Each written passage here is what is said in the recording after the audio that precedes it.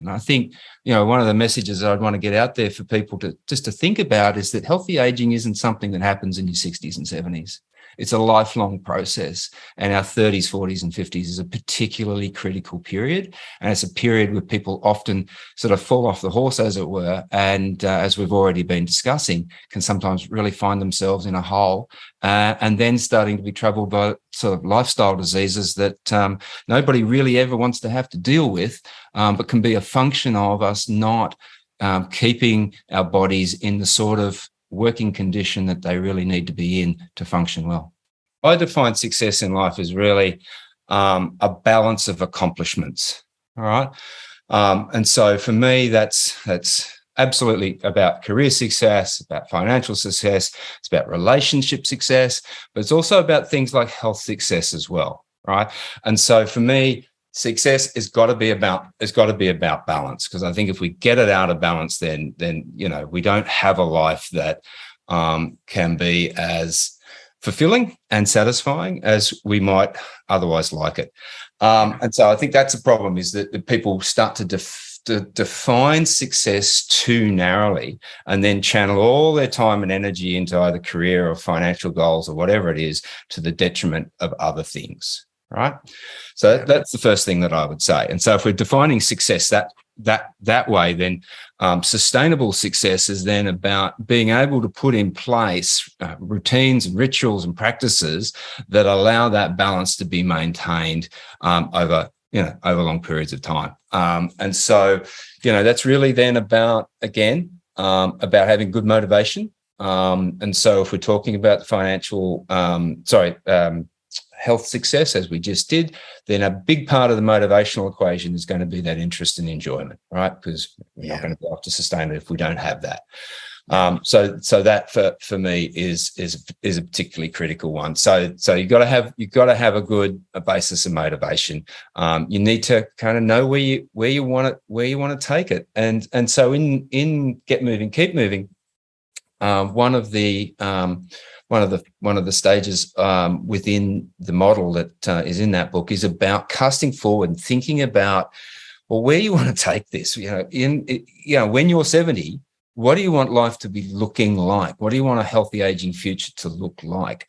And I think when it comes to that, people don't often get clear enough about why they're looking to do anything about their health, and it becomes problematic because it sets up an unstable motivation that doesn't allow people to be able to succeed in the way that they'd like.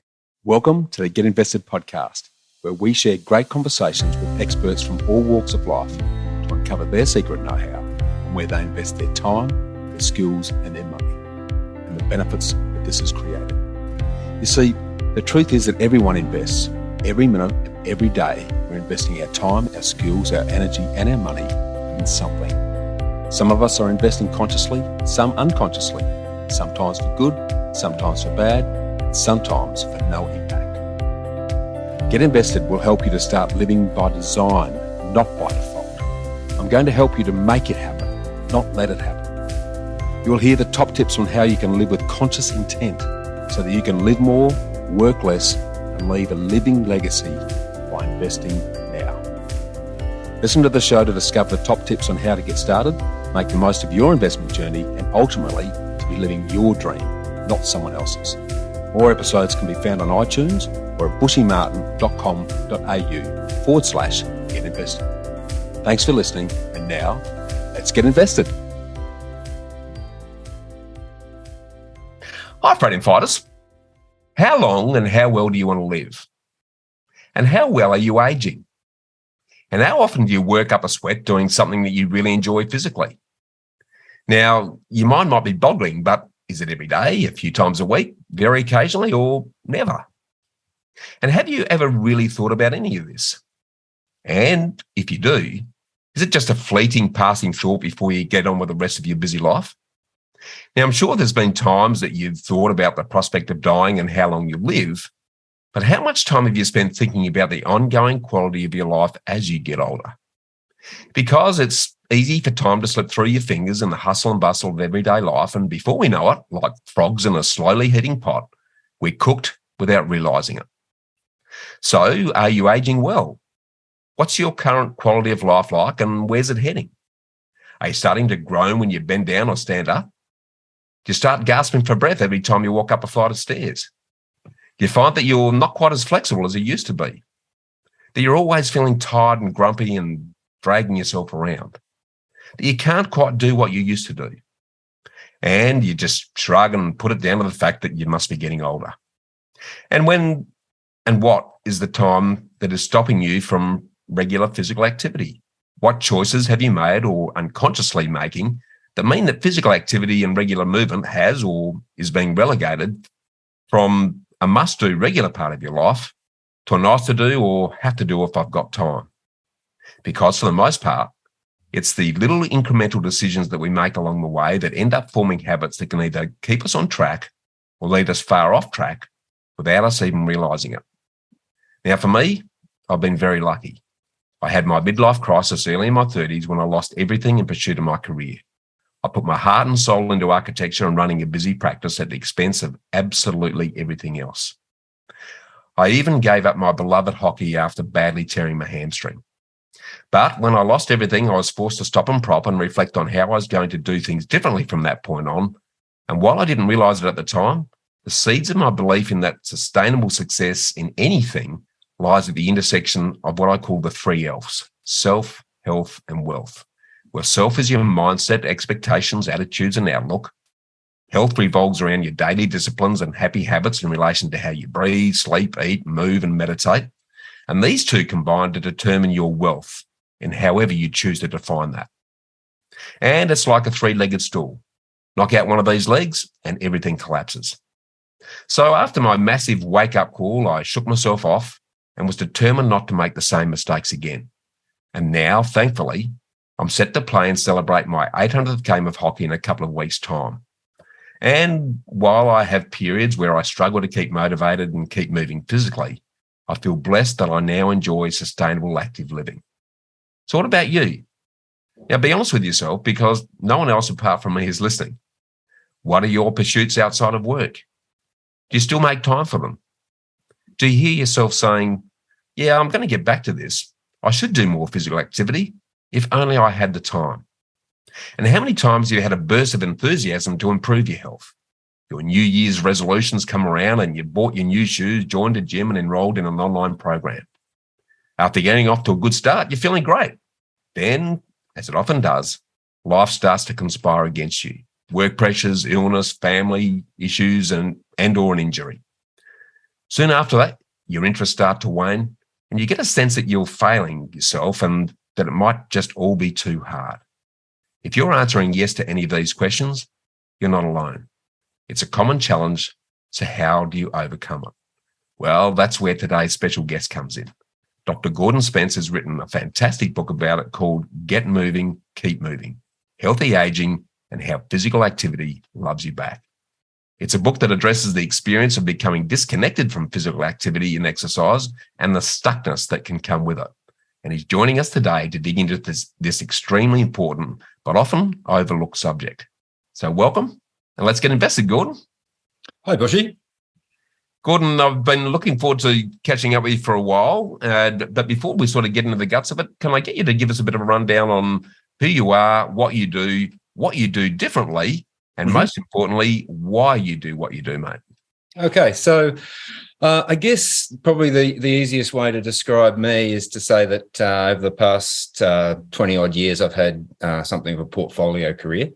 So I started out working in retail banking and then sort of moved into international trade, did that for about a dozen years until I realised that it was just wasn't quite for me, that there was something else that I needed to be getting from my working life. So I took myself off to back to school at the age of 31, did a psychology degree. And to cut a long story short, I did a bachelor's degree, master's and a PhD, and ended up 2006 coming out as a registered psychologist, but also an academic. So I had about 20 years all told in academia. And I've worked in academia, but also in private practice because I've maintained that for the entire time. And that's really important to me because I like working with people and I like helping people to lock down the sort of change that they desire for themselves. Yeah. And then most recently, I guess, what I've been doing is exploring other interests. And so in particular, exercise science. And at the moment, I've been exploring fusions of psychology and exercise science with a real focus on healthy aging, as you've sort of already described in your intro. So that's kind of where I'm at the moment. And it's been an utter joy, and really enjoying being able to, send an important message out to the world about the importance of keeping ourselves active as a way of supporting healthy aging. Yeah, I love it, mate. Well, I'm going to really dig into that shortly, but I'd like to sort of circle back, and if you look back through that portfolio career that you've talked about. I'd love for you to share some of the highs and lows, the challenges that you've had. What made you make those decisions to jump from one thing to the next? And what have you learned from that? And how has that led you to what you're doing today? Yeah, well, I guess some of those leaps and changes that I've made have been born essentially from dissatisfactions. So one of those dissatisfactions that took me back to study psychology was I just wasn't enjoying my career. It was just something that I was finding, difficult to get out of bed every morning and really sort of show up in a way that was good for me and good for the organizations I was working for, because I just wasn't quite engaged enough.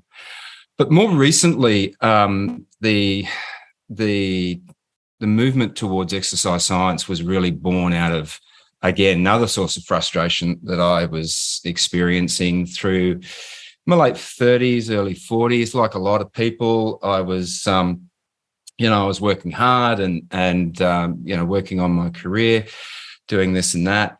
And I found over the course of about 10 to 12 years that, I was busy and I was getting lots done and having a family and buying houses and doing all of that sort of stuff, but there was a lot that was getting left behind. And by my mid 40s, I was about 10 kilos heavier than I, would describe as my fighting weight, if you like. I was pretty stressed a lot of the time. I wasn't getting as much sleep as I really should have. I was getting 3 or 4 colds a year, and it was just this sort of general feeling of, not being as kind of having as much well-being in place as I could have done. And as my 50s, as my 50th birthday was starting to approach, I started to, like a lot of people do, started to sort of think a little bit about where I was at and where life was heading. And I just got sick of having the same conversations with myself about why I wasn't being able to get out and do things that I knew I would enjoy. And that's running. I've always been, right back to my late teens and early 20s, was a really keen runner. Really liked the feeling of being able to run strongly over a long period of over a considerable distance, and just loved that, but lost connection from it. Yeah. And so when I was 48, I basically gave myself an uppercut and decided it was time to slap the shoes on and get out and run again. And so I set myself a goal, which was to run a second marathon before I turned 50. So I'd given myself about 18 months or so to get ready for that. Managed to accomplish that 6 months before my birthday, and then set some other goals, which really kind of set me on course to continue running and to establish it as a sustainable practice for me. And I haven't missed a beat ever since. And that was 7 years ago.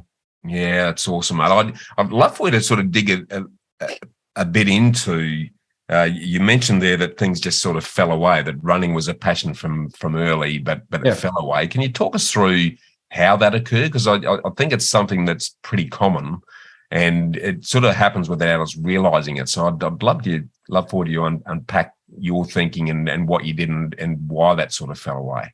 Yeah, well, in some ways, there won't be too many surprises here. I mean, through my 30s and 40s, I got married in my early 30s, and then was finishing finishing my PhD. Over the course of the next 4 years, and then we had kids. So, life just got really busy, and it was really easy to start to preference those other things, work and earning money and, sort of setting life up, as it were, and start to relegate things like regular physical activity and running to the back burner, in a sense, to turn it from essential effort to discretionary effort. And that just happened far too easily. Putting excuses in place about why I wasn't able to do it. I often reflect back on the example that some world leaders, people like John Howard, have kind of, I guess, have established and set over the years, where they're able to maintain regular physical activity practices and routines, despite doing things like running a country. I think that thinking about those kinds of role models, if you like, have been quite useful, because it leads you to start to think, well, if they're able to do it, what the hell's wrong? Why is it not something that I can manage myself? What was really interesting was when I essentially got to a point where I was tired of all the excuses that I was putting in place for myself. And when I got myself running, and when I had set myself some goals, some things to achieve, how quickly and easily many of those excuses and reasons for not being active dropped away, and actually really didn't trouble me as much as I thought that they might.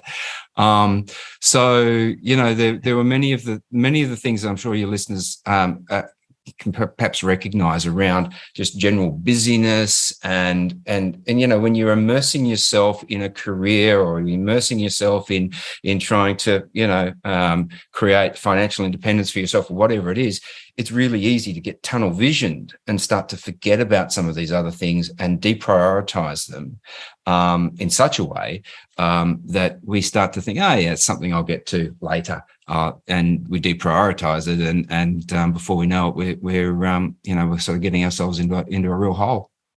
Yeah, it's certainly a pretty common theme amongst a lot of hardworking Aussies these days, there's no doubt.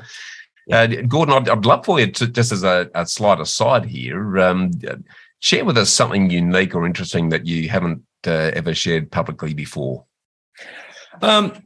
Yeah, I suppose I've already started to talk a little bit about it. I think one of the things that's perhaps a little bit unique about me, and I've certainly had people sort of reflect on this with me, is that I've become a mature age student twice in my life. So I did it at the age of 31. I've already talked about that when I went off and started my psych degree. But I also did it again at the age of 51. When I went, and 12 years after saying I would never study again, I found myself sitting in a functional anatomy class, not 101, but it was an undergraduate class, sitting there in a lecture about to learn about the anatomy of the heart. Now that's quite a challenging thing to do. I already had 3 degrees. I didn't particularly need another one. But I decided to go and get it because, I've already told you a little bit about my reconnection with running. 3 years into that journey, so, I started at 48. I'm talking about when I was 51 now. 3 years into that journey, I had become so curious, so kind of fascinated about what was happening in my return to running and what was happening for me physically, as I started to not only regain fitness, but then also started to challenge myself and start to do other marathons and even attempt ultra marathons. It was just a fascinating experience. And I made a few mistakes. I had to go off and see a podiatrist and a physio and a sports nutritionist at different times to try and support what I was doing. And every time I walked away from those consultations, my head was like popcorn. It was like just this, I was going in, there's this journey into my physical self, which as a psychologist, of course, I'm kind of going, wow, this is amazing. And I just wanted to know more. And I thought, well, let's see what I can do. I checked out to see whether it was possible to do a graduate certificate of some sort, but no, couldn't do that. Didn't have enough base knowledge in exercise and sports science. Okay. And it just came down to the kind of a question of, well, if you need this knowledge, then why don't you go off and get it? And I just thought, well, I will. So I went and enrolled in a Bachelor of Exercise and Sports Science. Been doing it part-time, got a few course credits, but I'll be finished at the end of the year. So, mate, it's just been the most extraordinary experience and has really fueled my interest in wanting to fuse psychology and exercise science together, particularly with this focus on healthy aging, particularly with a focus on people wanting to return to exercise in their 30s, 40s and 50s, because it's such a critical period of time in regards to healthy aging. And I think, one of the messages that I'd want to get out there for people to think about is that healthy aging isn't something that happens in your 60s and 70s. It's a lifelong process, and our 30s, 40s and 50s is a particularly critical period. And it's a period where people often sort of fall off the horse, as it were, and as we've already been discussing, can sometimes really find themselves in a hole and then starting to be troubled by sort of lifestyle diseases that nobody really ever wants to have to deal with, but can be a function of us not keeping our bodies in the sort of working condition that they really need to be in to function well. Yeah, I think you make a really good point there, because there's this sort of almost subconscious assumption that, I don't need to worry about that healthy aging stuff until I retire. Exactly.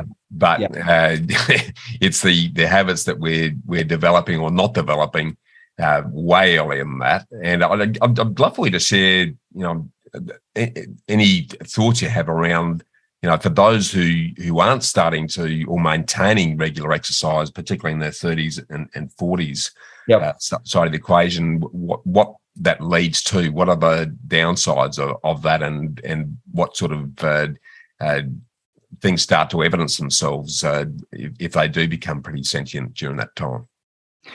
Oh, well, all sorts of things really start to become problematic. I think our bodies are designed. We've evolved in a certain way, right? Our bodies have evolved on the basis of undertaking a certain amount of physical activity, right? We process fuel sources and we metabolize in particular ways based on almost an assumption that we will be moving to a certain degree. And this is where the whole lifestyle disease issue really starts to become front and center, because as evolutionary biologists sort of describe it, a lot of these lifestyle diseases are mismatches. They're mismatches because we live in these high convenience societies that don't require us or don't impel us to get active and to move our bodies in ways that support good physical functioning. And so as soon as we start to stop kind of, if you like, using our bodies in a way that they were evolved to be used, we start running into strife. And there's all the kind of the accompanying difficulties of that. So we start to lose muscle strength if we're not using our muscles, and we're not engaging in forms of exercise that provide some sort of stimulus to our skeletal system. Then we start to lose bone density. As soon as we start to lose bone density, then other things start to happen that we go out and we start to do a little bit of exercise and we find we can't cope with it. Right. And we start to feel injured. And so, there's all sorts of things that can come with that. Your question about the downside, what was that question? Can you just throw that question? I guess what I'd also like to dig into around that piece of the exercise, Gordon, is, it's the old story. If you don't use it, you lose it. Yes. Does there become a point beyond which it's pretty difficult to climb back out of? It can become difficult, but not impossible, right? And this is where I think we need to take a little bit of a pause and think about our the way in which we perceive aging, and particularly around our age. And I think people engage in a lot of self-directed ageism, where essentially what they do is they throw up all of these limitations on the basis of the number that they have beside their age. And so, you have people starting to decide that, oh, I can't do that because I'm 48, or I can't do that because I'm 55. But I think what we need to recognize is that we are sitting on a whole lot of untapped physical capacity that we don't really realize is there. So just as a little example, if you were to have a look at some of the world record times in swimming and running, and you have a look at those times across the different decades, what you see over time is that, swimming times and running times, people get slower, right? But at sort of the top of the tree, what we see is that those world record times don't really head south. They don't really start to dramatically decrease till the age of 70. Right. So there's a steady decline, right? I'm not saying that there's not. There's a steady decline, but they don't dramatically decline till the age of 70. And one of the things that I think is really interesting about that is that we retain this physical capacity in a way that I don't think we always realize. And so some of the downsides or the difficulty can really be around that behavior change piece. And, first of all, I think one of the things we have to do is to have a good chat to ourselves about what might be possible and what we might be capable of, and start to think about potentially what we could do and what might be enjoyable for us. Because I think if people want to get back on the physical activity horse, as it were, then for me, the starting point has got to be interest and enjoyment, right? Got to be interest and enjoyment over and above anything else. Because if you want to sustain it over time, then you're more likely to do that if you're doing something that you're interested in. I mean, it's just sort of common sense, really, in many ways. But I don't think that's often the person's starting point. Person's starting point is often, they've had a health scare, or they've gone to the doctor, or maybe their partner is sort of nagging them to lose a bit of weight. And so they get back on the horse, as it were, by deciding to do the first thing that sort of comes to mind, or the last thing that they did. So it might be going off to the gym, or it might be running, or it might be swimming, or it might be whatever, but potentially without spending a lot of time thinking about, how much do I actually really enjoy this? Because if we don't enjoy it, then it's more likely to be an unstable source of motivation, and just won't last. Yeah, totally agree. You mentioned something there that sort of pricked my attention when you said until the age of 70. What happens at 70 or thereabouts that changes the equation substantially? I'm interested because I'm not too far away from it, mate. So from a personal perspective, I'd love to know what changes in our physicality or physiology or whatever it is that means that when we hit that sort of 70 year target, things start to change. Yeah, well, there's a natural aging process that takes place that affects, muscle and bone and various other things, and cell health. Sarcopenia and osteopenia are natural processes where we experience, a physical decline, right? And it's certainly the case that is will continue. But what we do know is that to the extent that we use it, to use your phrase before, to the extent that we do that, we are able to slow that process, right? We're able to slow it down, and not have it sort of kick off and accelerate on us because we're not doing anything, the old use it and lose it scenario. So I like to say, use it and keep it, right? And really, give yourself the opportunity to be able to get into, 60s, 70s, 80s, and still be able to do things, to be able to get out and be physically independent. And I know a lot of your listeners are probably, give a lot of time and attention to thinking about their financial independence. I think it's also important to invest in physical independence as well, right? Doing things to maintain physical health across the decades that can maintain muscular strength, maintain bone density, maintain cardiovascular fitness in ways that, keep those lifestyle diseases as a non-negotiable for us, and allow us to be able to really be able to enjoy life for as much of life as we can, be able to get into our 70s and 80s and do remarkable things. And there are people doing remarkable things out there, running marathons and ocean swimming and doing all sorts of other stuff. And the really interesting thing to me is that often we look on, those examples of people in the community doing, what seem to be quite remarkable things, and we almost sort of see them as being oddities. Whereas I don't. I sort of look at them and I sort of think, well, you kind of, in some ways, just you're tapping into what's there, a physical capacity that is there and is available to you, if you're prepared to, shape your life and create some routines that can allow it all to happen. Yeah, beautifully said. I totally agree with what you said earlier around, there's this sort of measuring stick that we've put on ourselves where, well, we're 40 now, then we can't do this, and we're 50 now, we can't do this, and now we're 60, we can't do this. Yeah. The ones, and I guess you've had firsthand experience with this, but both yourself and the others that you've interviewed in the book, where they don't apply those limitations to themselves. What's different about their thinking to a lot of other people's thinking, do you think? The interviews that I did in the book? Yeah. Well, so I think in Get Moving, Keep Moving, one of the things I wanted to do, as you said, is interview some people about their experience, and I particularly interviewed them about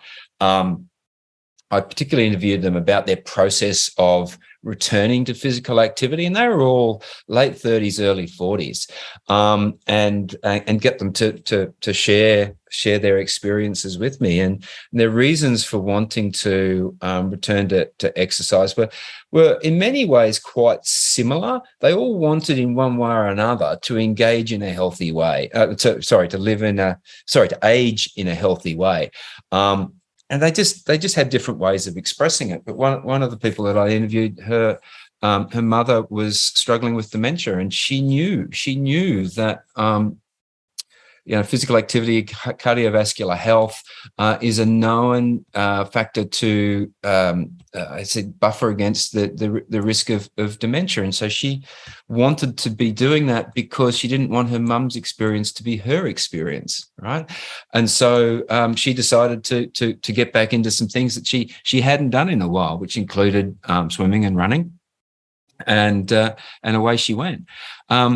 I've more recently, Bushy, I've been doing some other interviews, talking to people about other physical pursuits and things that they really enjoy doing. So these aren't change stories. These are stories about, what do you love to do? What's your passion? And getting people to talk about their different physical pursuits. And so one of the things that's really interesting is that when you sit down and you talk to people who ocean water swim, or they fence, or they like fencing, sword play, or they crossfitters, or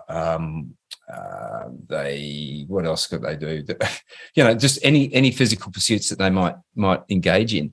When you talk to them about that experience, what you hear from them is something where they don't consider what they do as to be exercise. It's just part of their life. It's something that they can't imagine not having in their life.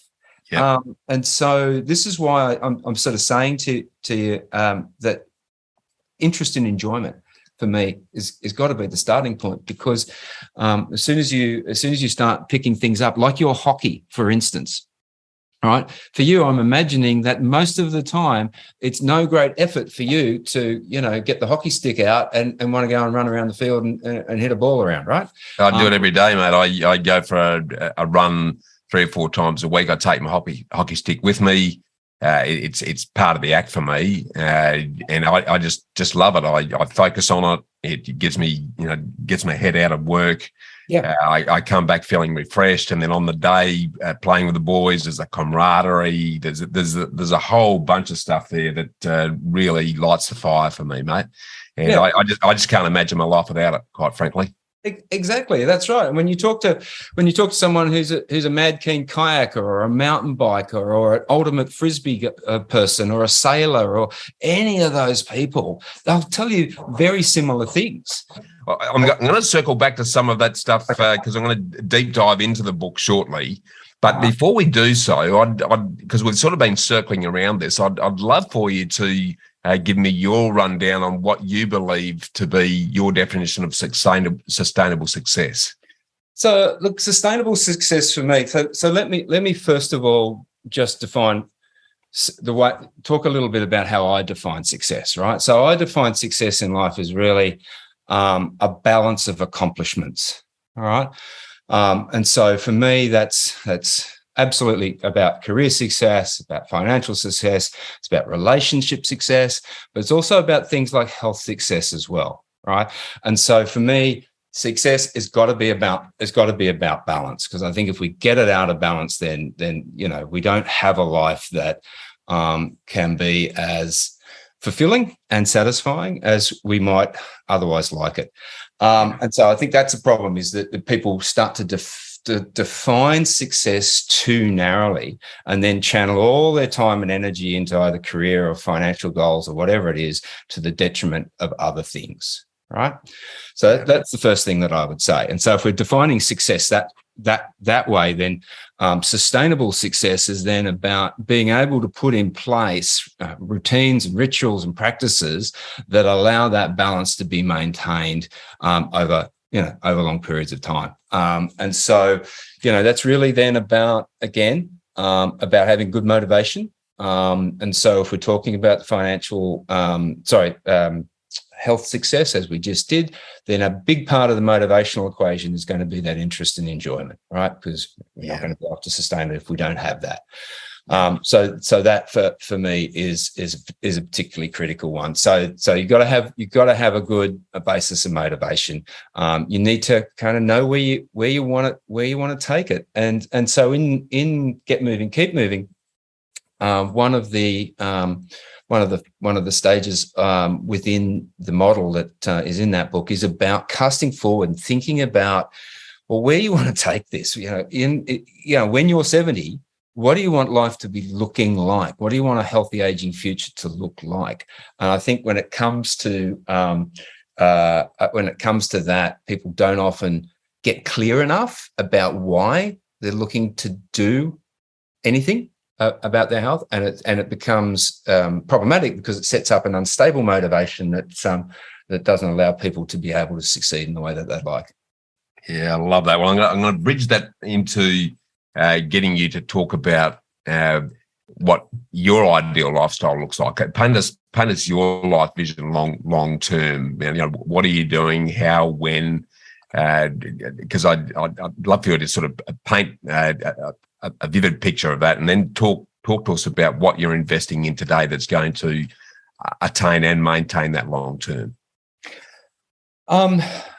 Well, I've got to say, I know I've already spoken a bit about interest and enjoyment. That for me, if I was to define anything as being almost like a central rallying point for me in anything that I'm doing at the moment, it's about following my interests. It's about really trying to give expression to the things that I find interesting and I find important. And this is where the writing has become really important. It's why the book was so important for me. It took 3 years to write the book for a variety of reasons. Both my parents passed away during the writing of the book, and we had a pandemic. So, it was in some ways a bit of a difficult process. Yeah. But I'm happy to say that having done that, I got the book published and had a couple of launches, and that was really great and really, really satisfying. And then I just had this inclination that I'd missed an opportunity. The opportunity that I missed in the first book was I hadn't said enough about different forms of physical pursuit and physical activity that people could potentially commit to. And I thought, no, all right, we need to do something about that. And so, long story short, first book took 3 years, second book's taken 3 months. So my son and I have been writing the second book, and we've just, it's 98% done. We're going to put it into proofreading in a couple of weeks. And, by the end of the year, we'll have that one out.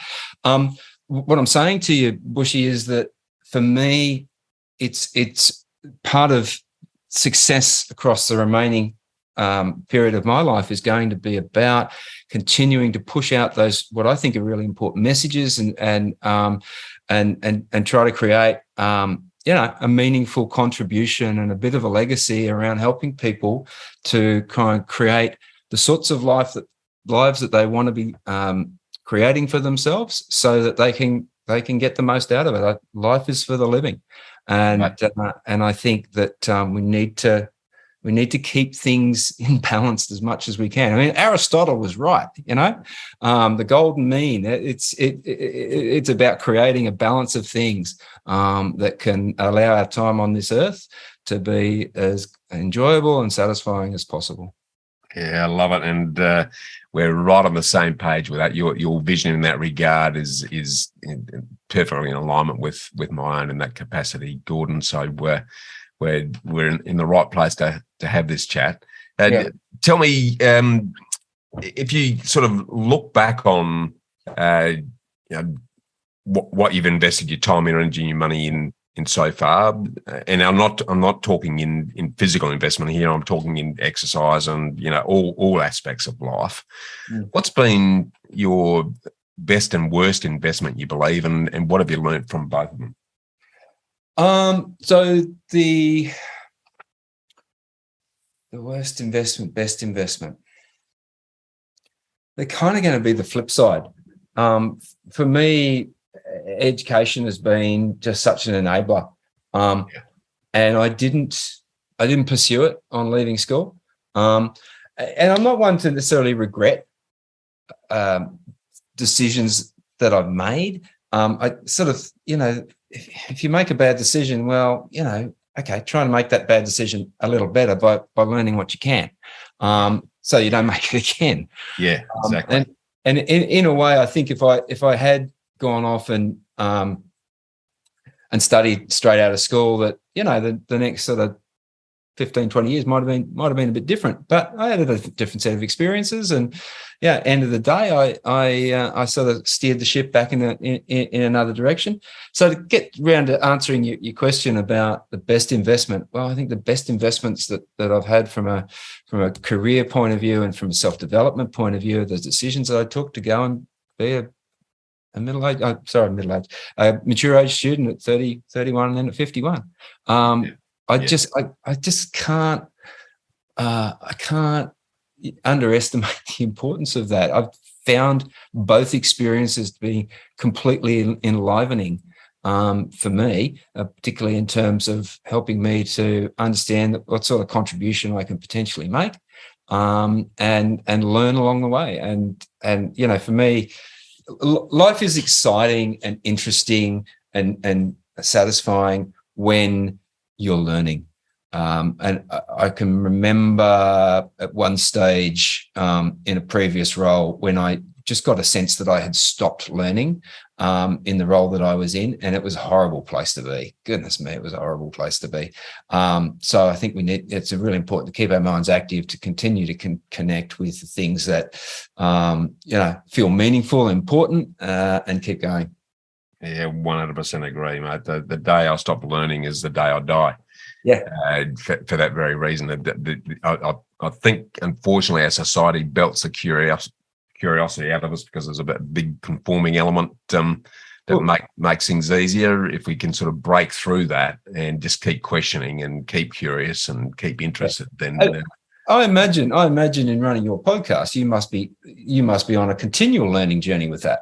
It's the best personal development exercise I've ever done, Gordon. The every episode expands my mind in areas that I would never have taken the time to even contemplate. So it's the reason why I'm like a kid in a lolly shop in the podcast, Gordon, because it's just every week I'm talking to fantastic people like yourself and learning new things and just thinking about stuff that I otherwise wouldn't. So really enjoyable in that regard. But I now want to sort of really, we've sort of touched on a fair bit of it already, but I want to really deep dive now into the whole healthy aging, sustained active living area, given your focus and expertise in that area. And we sort of touched on your book already, but I'd love for you to really hit us squarely between the eyes with, why did you write it? What are the key messages as you see it, and who's best suited to pick it up and have a read? Yeah, fantastic. Okay, so I'll give you a little bit about the backstory in regards to me re-engaging with running at the age of 48. Yeah. And I also told you a little bit about how over the course of 3 odd years of returning to running, I got pretty interested in what was happening to me as I was attempting to do it, and that led to me going back and studying again. One of the things that occurred to me, and I remember it occurred to me when I was in the middle of a run, which is often where I think I do some of my best thinking, quite frankly, was thinking about the experience that I'd been through and relating it and sort of layering it across other people's experience that I was aware of, and thinking to myself, I think there's a book in this, right? Because I was reflecting on, sort of 20, 30 years of my life and thinking about the patterns and the decisions and the, where life had been and gone, and thinking, well, how many other people are out there also, in a similar situation to the one that I was in when I was 48. You change the numbers. It could be 35, could be 39, could be 43, could be 52. How many other people are out there and lost a connection, right, to their physical selves in ways that are starting to become a little bit problematic. And so I thought, I think there's a book in this. And so I sat down one day and I thought, right, I want to do this. And I started writing a bit of my own story because that seemed like a pretty sensible place to start. I wasn't quite sure what the book was going to be about at that point, other than I wanted it to be about a reconnection to physical activity and exercise. And my first impulse was to talk to some others. And I knew I had about half a dozen people who I knew via Facebook and just conversations and so forth, who had in one way or another got themselves moving again. And so I just reached out to them and said, hey, look, I'm going to write this book and would love to have a chat. And I interviewed them and then transcribed the interviews, went through, themed them, wrote them up as stories. Yep. Narratives, physical activity narratives, if you like. And that was where the book started.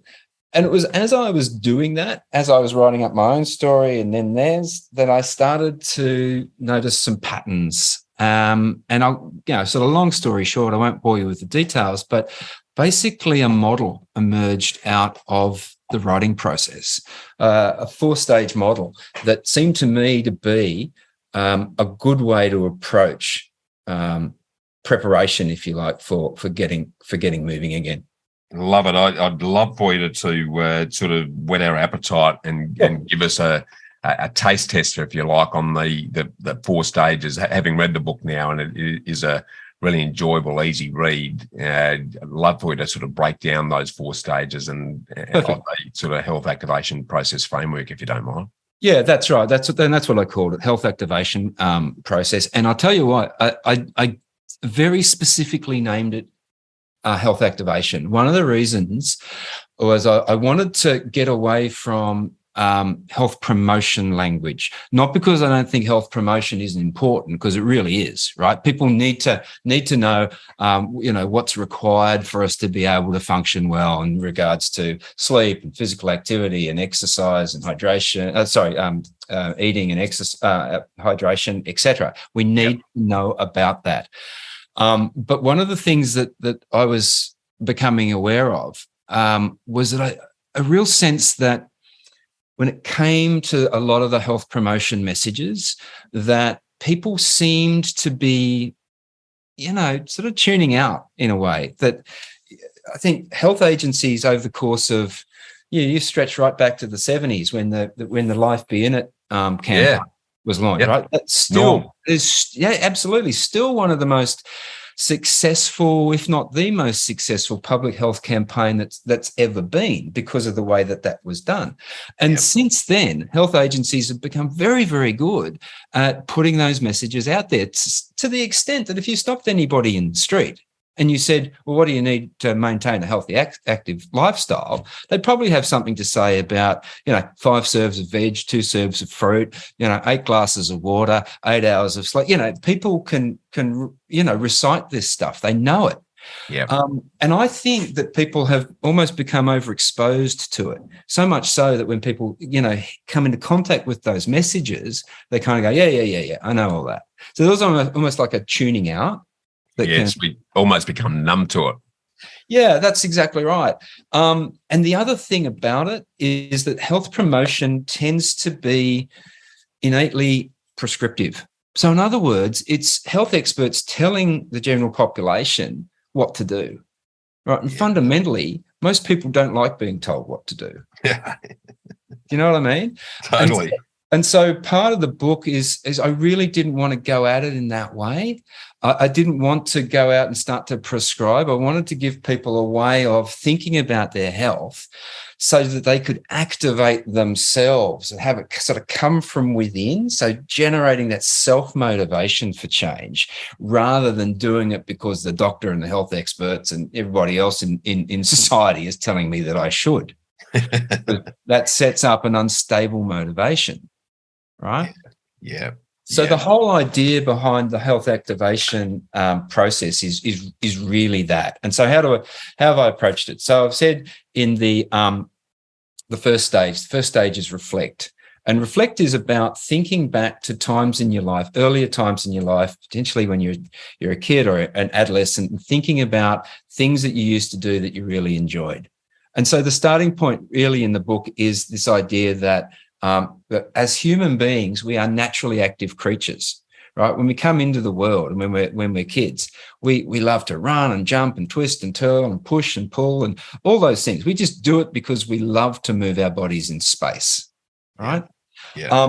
And so I think we have this innate enjoyment of physical activity, which we really engage with as children and adolescents, and then into early adulthood, and then lose. We start to lose it in our 20s, and then really starts to accelerate as our 30s and 40s, as you and I have already discussed earlier in the chat. Yeah. Right. And so that's making sense, I hope, of this first stage, reflect, which is about, well, think back to, what I was doing when I was 12 or 15 or whatever. What did I really enjoy? What would I do for no other reason than in sheer enjoyment of it all? It might be cycling, it might be swimming, it might be hockey, right? Yeah. Let's do that. Let's tap into that and reminisce about it. Let's take it one step further. Let's really, enliven it by pulling out the trophies or the old photos, or ringing up an old teammate, whatever it might be. Spend a little bit of time reliving it, reminiscing about it, because that can be a powerful source of energy. Yeah. That's reflect. Yep. Second stage is project. So in the first phase, we've looked backwards. In the second stage, we're looking forwards. We're projecting forwards and thinking about, well, what sort of healthy aging future do I want to have?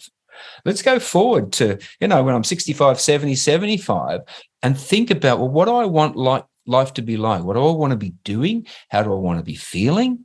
That kind of thing, and start to sketch out like almost a personal vision of what that looks like, to make sense of anything we might be doing now. Right? So that's project. Now, by this stage, and the book, takes people through some exercises to help them start generating some options about things they might do. And they might, at this point, have come up with a few things that they might think that they'd like to do. So let's take your hockey example. So it might be somebody goes, yeah, I used to love playing hockey. I want to play hockey again. Fantastic. That might be the option. The third stage is inspect. And the third stage is really about assessing physical and psychological readiness. And so that physical readiness might be about recognizing, Bushy, that, I haven't played hockey in 10 years. And last time I did, I snapped my hammy, right? I might need to just check in and see how physically ready for this I am. Maybe I need to go off and, maybe see my GP, or maybe go and get a little physical assessment done by, the local gym or wherever it might be. Let's assess where we're at physically, because, what we want to make sure we do is get back into it with the hope of enjoying it, right? Yeah. And we want to make sure that we perspire rather than expire. So we don't want to go off and go crazy and then, blow a gasket, because, it's very hard to enjoy our life if we're not living, right? So we want to make sure that we're making a sensible decision. So that's the physical readiness. But then also really important is your psychological readiness. And sometimes what that really means is, to what extent am I really on board with this? Am I really owning it? Am I ambivalent about what I'm about to do? Yeah, I want to do some hockey, but, actually I'm really, really busy and, I'm on the seesaw, right? Yep. If we go at things and we've got a high level of ambivalence, it often means that we're not going to sustain things for very long. We're not change ready. And so a little process in the book about helping people think that through and start to have a look at whatever ambivalence might be there. So that's the third stage, physical, psychological readiness. The fourth stage is connect. This is about looking outwards, right? It's about looking out into the world and thinking about our social networks and our social supports. I think this is almost the most important part of the whole model, right? Yeah. Because we can draw a lot of support and a lot of encouragement, a lot of motivation from people in our network. Now, I'm not just talking about, the people that I might play hockey with or the people I might run or swim with, not just talking about that. We can be starting to think about an physical activity and exercise ecosystem that sits around us that might include the people that we exercise and do physical activity with, but it might also include other people as well. Anybody in your family who's interested in what you're doing and just takes an interest and likes your Facebook posts or asks you questions about the tournaments that you're in and the goals that you have. It could be the club. The club can be part of your ecosystem. It could be your GP, your physio. It could be neighbors. We can develop an ecosystem that we can shape that in some way scaffolds our effort and helps to keep us going, right? And so I think that's a really important part of this. And in the second book, when we talk to these different people that really love what they do and the passion that they have for their different physical pursuits and sports, all of them, bar none, talk about the importance of people that they come into contact with their physical pursuits and how important they are and how they keep them going. And so I think from a motivation point of view and a continuous effort point of view, this becomes really, really important, because you're right. You said it sort of quite a while ago. There are some challenges here. And one of the challenges is behavior change. And so why do we have to struggle through this on our own? Why not connect up with others to the extent that we can so that they can help us and we can help them? Yeah, beautifully said. I 100% agree. In recent times, because we're moving around a fair bit, I'm sort of been moving from club to club a little bit just to keep it in, and that because I'm the Johnny come lately a little bit, that social element isn't quite there yet. Particularly at my vintage, you're coming into a club with guys that have been playing with each other for a long time, and you're coming in, then I'm finding that social piece more challenging at the moment for that very reason. Yep. And I'd love to sort of dig into that motivation piece a little bit more, because I think the hardest thing in terms of the persistence and the endurance of the exercise is to keep going and to maintain that enthusiasm. Have you got any thoughts on how listeners can sort of tap into that, so that once they've got back into something they really love, sustaining that exercise is often the hard piece. What are your thoughts around that, Gordon? Look, I think one of the things for me is I don't see that there's any necessary problem with people just deciding to, I want to start going to the gym. I want to start, doing some body work, or I'm going to start doing some running or some swimming or some cycling or whatever, just for the sake of it. That's fine. I think people can do that and sustain it for long periods of time.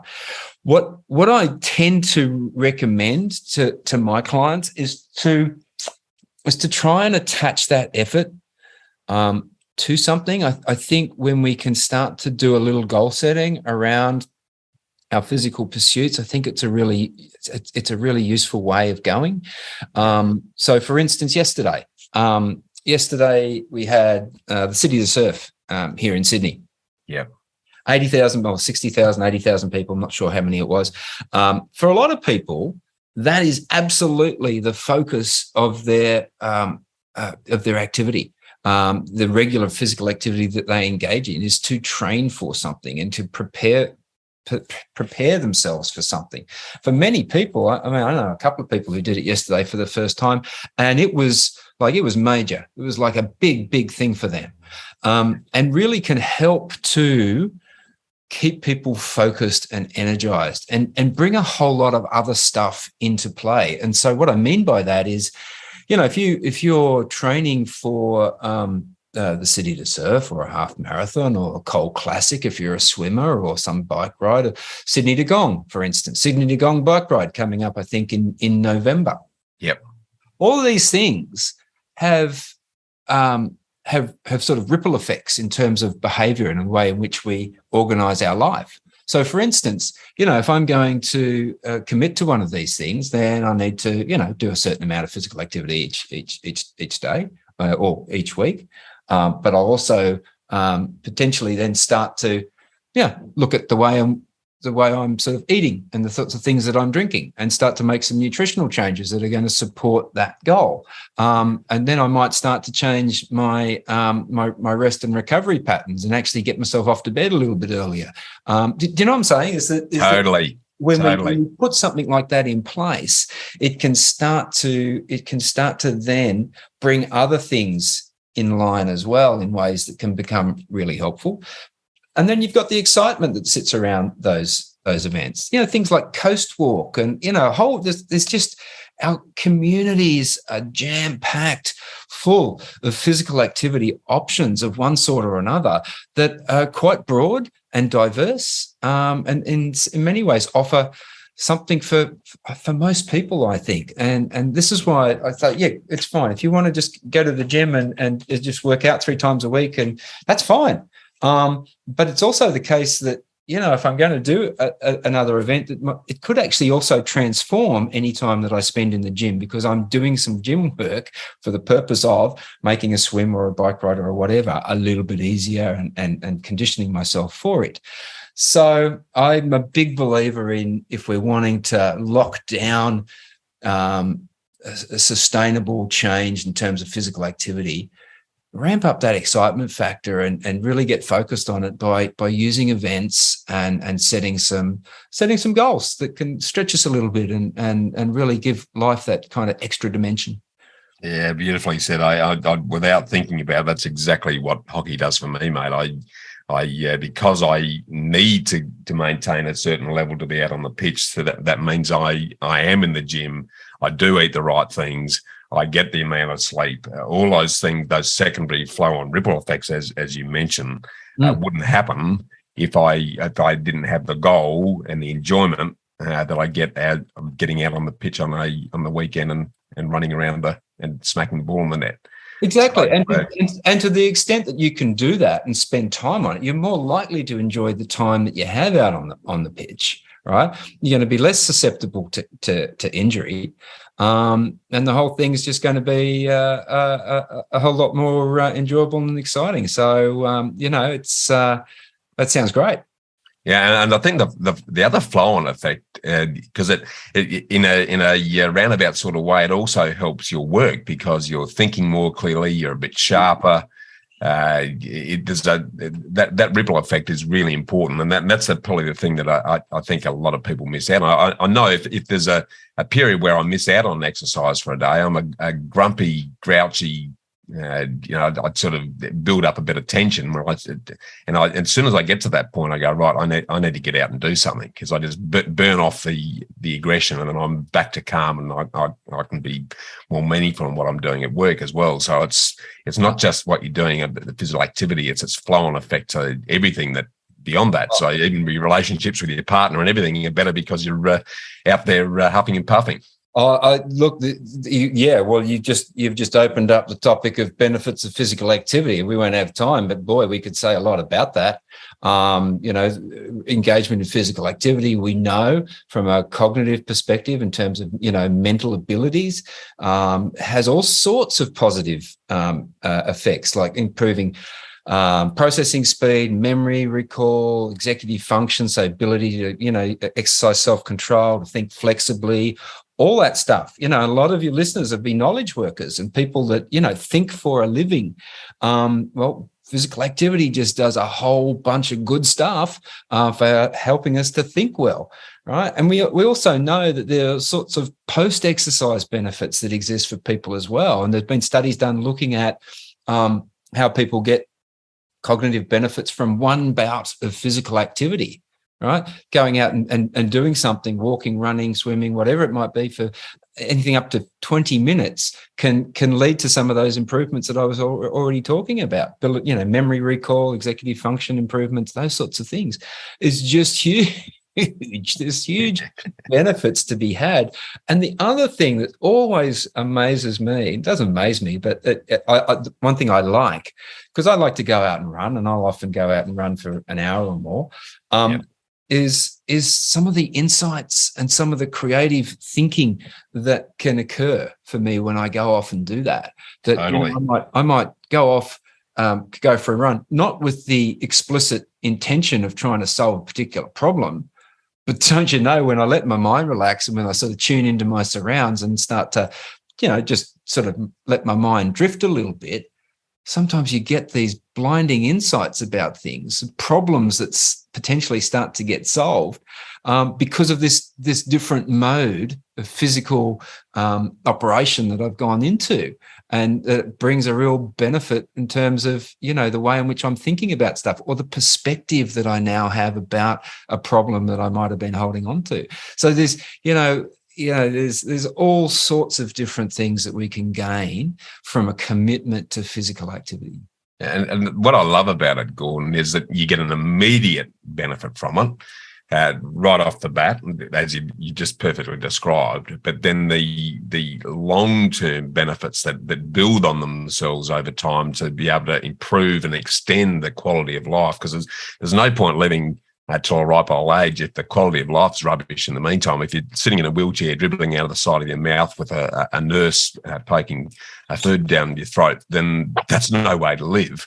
But if getting active today means that we can extend that quality and until the day we pass our last breath, we're at least being able to get up and about and enjoy what we're doing. Well, it doesn't get much simpler than that, does it really?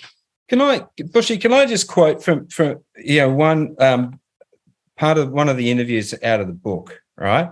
Yeah. And it's from Leanne, and she talks about, she was the one I mentioned earlier who, really got going, but on the back of, the difficulty she was experiencing with seeing her mum sort of, struggle with dementia.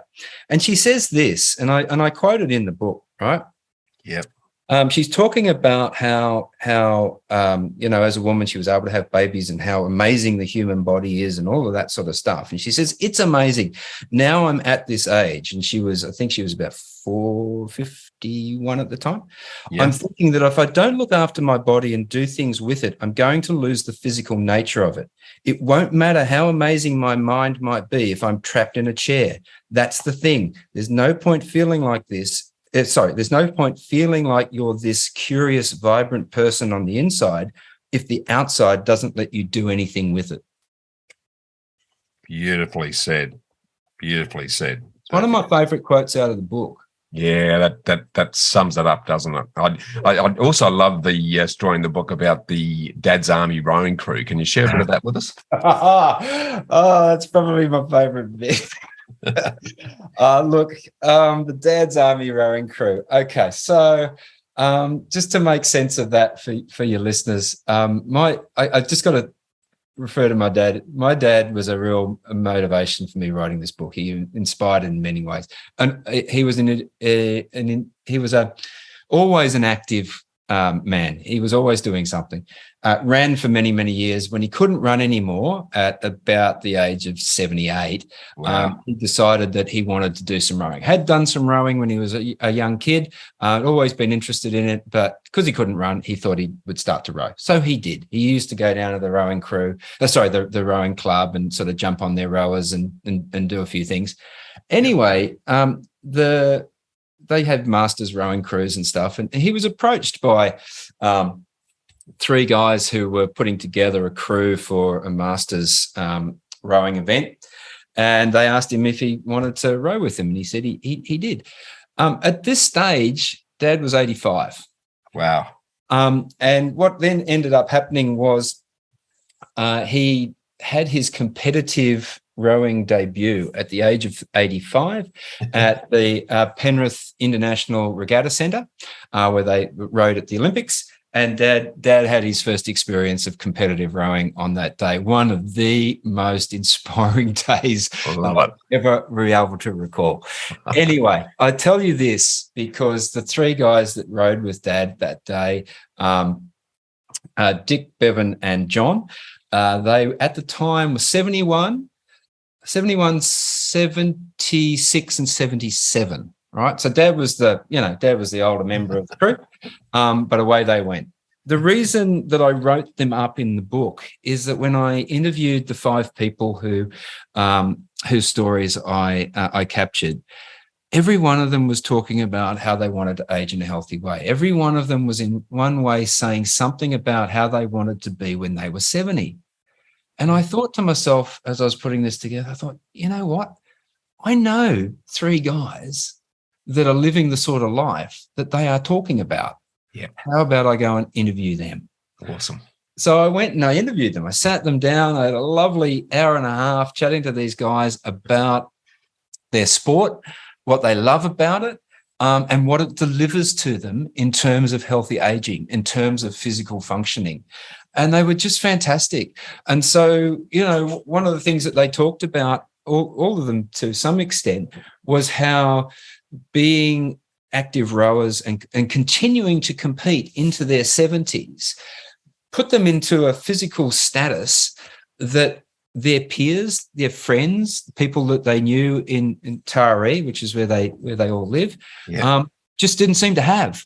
And going to hospitals and seeing GPs and stuff and being told that they're in a remarkable physical shape, and they got a sort of a sense of pride and a sort of satisfaction from hearing some of those things.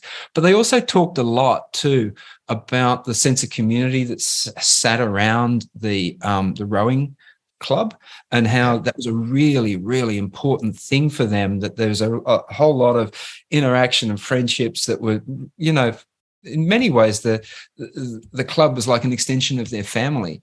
And they really, really got a lot out of that. They still had competitive instincts. They still wanted to win when they went to regatta. And they still had other goals. It was just a marvelous experience to sit down with these guys and go, you know what, this is what life could look like in your 70s. They didn't have perfect health. They don't have perfect health, but they have better health than most people the same age. And they're still able to live in a physically independent way. And I think that's really important when we get into those later stages of life, is that we feel the sense of continuing to be able to make a contribution, be able to look after ourselves, a sense of self-mastery and confidence, et cetera, et cetera. So that was why I wanted to interview those blokes, and they were just awesome. Yeah, it's just very motivational, mate. It's something I sort of allied to this a little bit, but I guess I get a bit frustrated, and I'd love your thoughts on this, that in this sort of instant short-termism that we're currently surrounded by.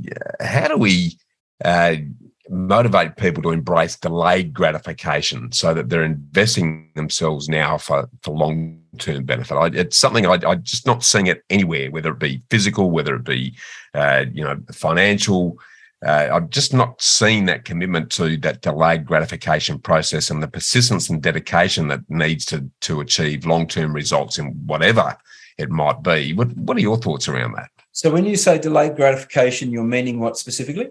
Yeah, well, let's take it in the sense of what we're talking about here. The Dad's Army is a perfect example, really, where they have chipped away at just continuing to do things so that the benefit is they can do it for longer.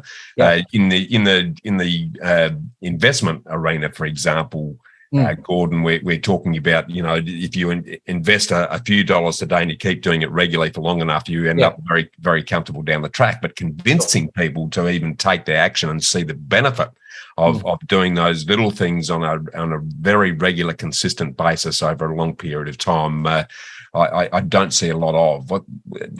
Any insights on that sort of approach from your end? Yeah, well, if we're talking about if you're talking about making those investments in physical activity for the purposes of healthy aging, I think this is where we need to get our head up a little bit and start to look around and start to tune in to stories of the experiences of people like the Dad's Army rowing crew to create almost like an impetus and a reason to start to build a compelling reason to want to delay gratification and to make a few decisions and exercise a bit of, well, here comes the discipline word, a little bit of self discipline in the service of something that will pay dividends later on. And I just think that perhaps that's something that people just don't think about, right? Yeah.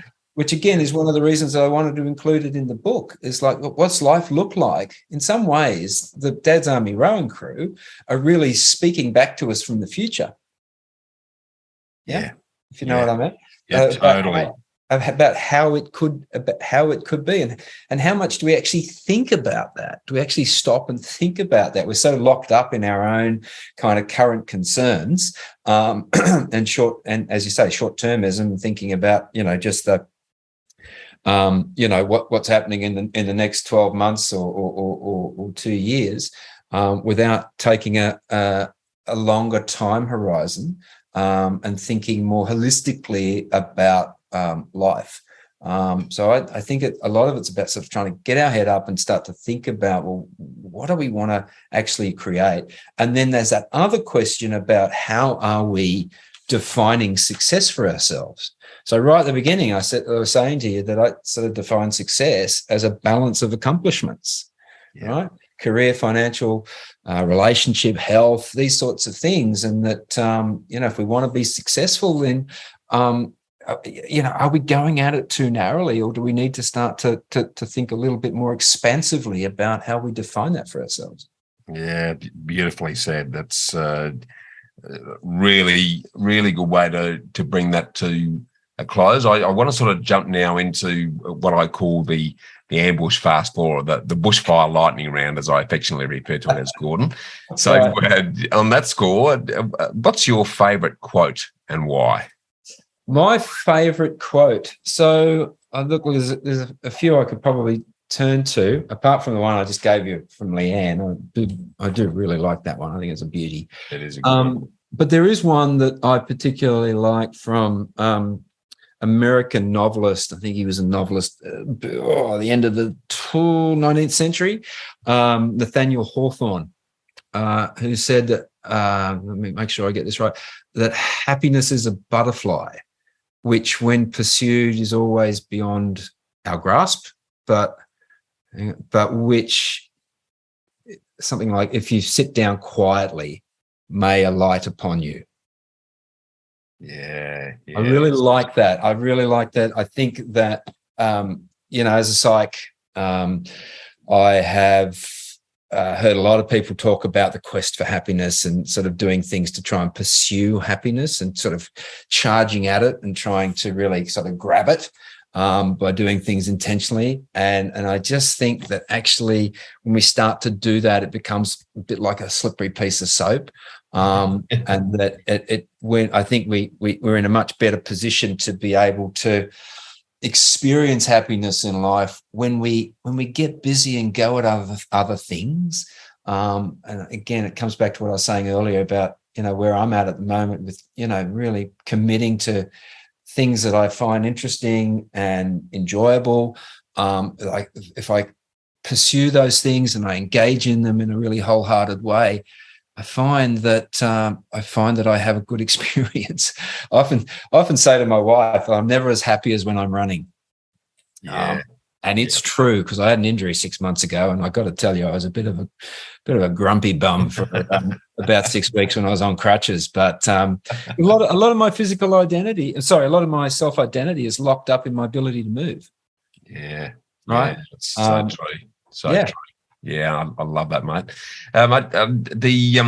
Sort of shifting into the literary area, above and beyond your book and your upcoming book, what's the top book that you'd recommend we have a read of, and why? Can I give you two? Yeah, definitely. Okay, so one that I've recommended many times to many of my leadership and executive coaching clients over the years is Man's Search for Meaning. Viktor Frankl. This is a fairly renowned book, very short book, only about 100 pages or so. Viktor Frankl was interned in Auschwitz concentration camp. He was also a psychotherapist and psychiatrist, and it was a story essentially about him being making it through his experience in Auschwitz, and then going on to form a type of therapy based on the creation of meaning. And I just found it's an incredibly inspirational book about how really in this life, the greatest freedom that we have is to choose what things mean to us.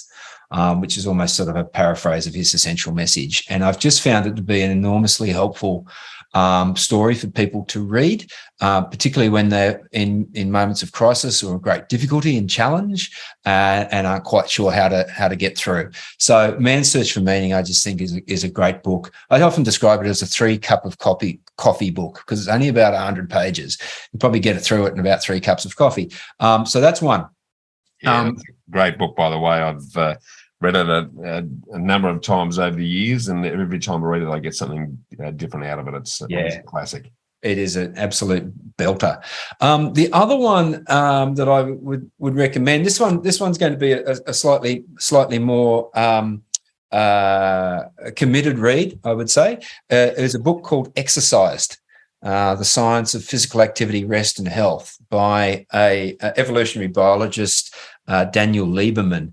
I think he's at Harvard. Anyway, he talks about essentially physical activity. He talks about human evolution from a physical standpoint, and how we have just got the whole thing around exercise just all screwed up, and how people tend to suffer, as a result of the paradox of exercise, which is this idea that we know that exercise and physical activity is good for us, but most people don't act in their own self-interest. They don't do enough about it.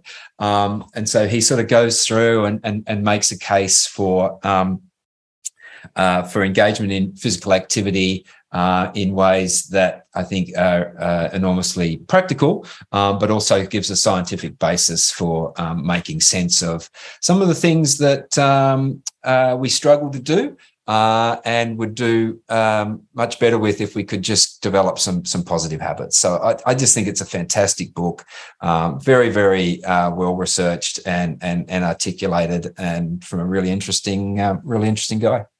Great. Well, I'm going to download that on the Kindle as soon as we get off the show today, Gordon. I haven't read that one yet, and it sounds like a really good read. So awesome. Love that. Next one. What's both the worst and the best piece of advice that you've ever received? So the best advice I think I received, and I know I've already spoken about this at least twice in this. I'm sorry if I'm repeating myself. No, repetition's good. No, I think the best piece of advice I probably had was from my mum. where my mum went and did a social work degree after she had, I'm the youngest in my family, but when I was about 12, I think it was, she decided she was going to go off and go to university and do a social work degree. That was back in the late 70s, at a time when that wasn't something that your mother tended to do, or mothers tended to do. And I remember when I was struggling a bit myself with my direction, and I remember her talking to me about her experience and encouraging me to take the step that she had taken. And I'll always be grateful for it, because I think it was just a fantastic piece of advice, and was one of the things that really helped me to get across the line. Yeah, I love it. What about the flip side? What about the worst piece of advice that you've received? The worst piece of advice? Oh, goodness. I'm struggling with that one. I think I might have repressed it. Or expunged it from your memory banks. Yeah. I think I have. I'm not quite sure. That's good. Well, if there hasn't been, then let's leave it at that. What about switching subjects again, and this fits beautifully into what we've been talking about today. What's a personal happy habit, a rewarding ritual, or a daily discipline that you think's contributed most to your success today? I'm going to be really boring and say that it's around my running habits. It's just such an important part of my life. It's a sort of a foundation stone, and I particularly like getting up into, we don't live very far from state forest. So I like to get up into the state forest and run on the trails up there. And you're surrounded by bellbirds and whipbirds and various other things. It's just beautiful. It's an absolute joy. And so, there's other things I could mention, but that would be the one that's probably the most significant, most important for me. Yeah, no, I love that. There's a whole lot packed into that, which you've taken us through extremely well today. Sort of bring it all to a conclusion then. If we reflect back on our great conversation today, Gordon, what are the key takeaways and immediate actions that we need to take? Okay, so I guess I would summarise it by encouraging your listeners to have a little bit of a think about how they're defining success for themselves, and whether they are thinking about it in broad terms, or whether that perhaps it might be a little narrower than might be helpful. And as they do that, to think about, where does health sit within that? Where does physical activity sit within that? Is it sitting on the margins? Is it something that we sort of see as a discretionary form of effort rather than essential effort? I think they're useful self-reflective questions to ask ourselves, because if that's the case, then we may be setting ourselves up for some difficulty down the track. And the other thing that I would say is that as people start to think about that level of physical activity, I'm going to come back to it again: enjoyment and interest. What are some of the things that are likely to be appealing to people from physical activity standpoint? I just can't emphasize the importance of it enough, because if we do things we love, we're more likely to continue doing them. It's just going to make the whole behaviour change challenge a little less acute. Yeah, extremely well said, mate. That is awesome, mate. You've touched on the new book already, and let's perhaps just sort of finishing on that in terms of what's new and next for you. Yeah, well, that's looming large. So the follow-up book is 26 Ways to Keep Moving, and it's an A to Z of different physical pursuits. I think I've already mentioned a few of them in this call already, but it's really just designed to take a peek behind the curtain of people's experience, people who love different forms of physical pursuit, different sports. So as I said, we start with alpine skiing, bog snorkeling, CrossFit, dragon boating, extreme ironing, fencing, goalball, hiking, ice skating, judo. Shall I go through the lot? Kayaking, luge, mountain biking, netball, open water swimming, paddle, which is a combination of tennis and squash, quad ball, which is the old Quidditch, and that's a very serious sport, I'm here to tell you. Yeah. Surfing, table tennis, which is a really interesting one. Ultimate frisbee, Vigoro, which is a combination of cricket and baseball. Wheelchair rugby, cross country, running, yachting, and Zakhani, which is a form of Persian yoga and calisthenics that used to be a training protocol for the Persian army many years ago. So it's an A to Z. It's an A to Z of physical pursuits, and we've written it up in such a way as to give people an opportunity to think expansively about what they could do, because all of these things exist in our community. Right? Yeah, exactly. And what a great way to get inspired about things that you probably haven't even thought of, and as a means to get moving. I love that, mate. Where can listeners grab copies of your current book and the one that's coming out?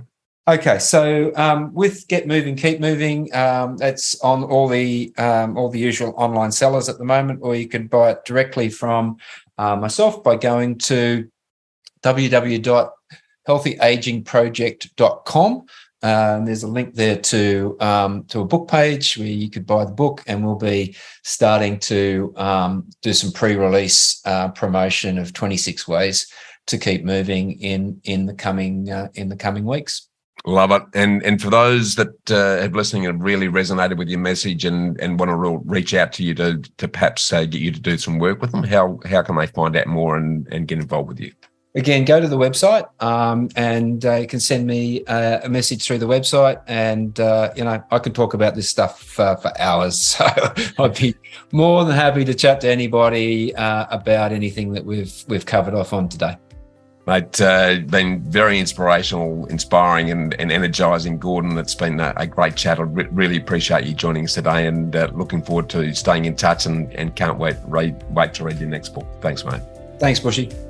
Thanks, Gordon. To get a summary of all this investment gold in the show notes, just email me on hello@khgroup.com.au. That's hello@khgroup.com.au.